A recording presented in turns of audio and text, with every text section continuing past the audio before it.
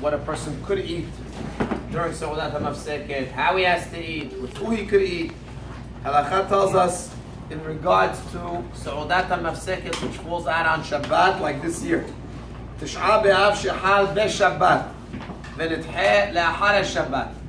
Tish'a b'av that falls out to be on Shabbat, and we're pushing it to Sunday, like this year.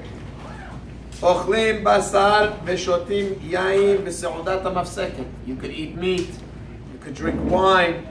ומעלה על שולחנו כסעודת שלמה המלך בשעת מלכותו. You're allowed to bring all kinds of delicacies like Shlomo HaMelech brought during his kingdom. There is absolutely nothing that you can't eat during this year's seudat mafseket. Not only is it allowed, one cannot say, well, listen, I want to be mahmir, I don't want. No, one is not allowed to do that. One is obligated. He should have, it should be very nice. We don't have the custom, what we do usually, to have one cooked food, eggs, this whole thing doesn't apply this year. Whatever you want to have, fadal. If a person personally doesn't want to have meat, he says, listen, it's very heavy on the stomach to have meat right before the fast, that's okay. He's allowed to not have meat if he doesn't feel that it's good for him for the fast. But Ikar Adin, if one wants to have meat, or just refraining because it's Tisha B'Av coming up, that's incorrect. And therefore one should have wine, meat, whatever it is during seudat hamafseket right before the fast. Now, what happens if one, again, you have to make sure to finish early.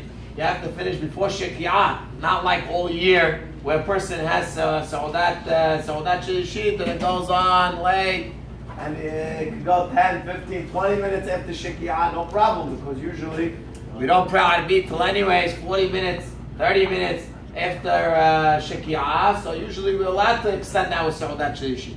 This week, seudat shilishit must finish by Shekiah, which is a little bit before 8, a few minutes before 8 is the Shekiah. One has to be finished by then.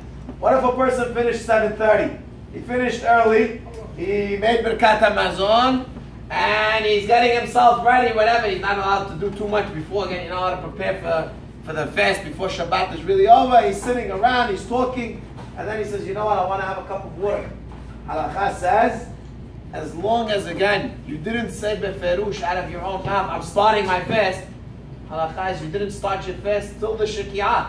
So therefore, if you finished your meal at 7:30 and you made Birkat HaMazon, I finished seudat mafseket, my last meal that I'm having before the fast, I finished 7:30 and I made Birkat HaMazon.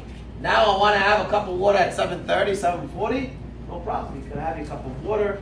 No problem at all. You could drink. You want to have some desserts. You want to have, no problem. There's nothing, no isur whatsoever. You're allowed to have the food up until a minute or two right before the Shekiah.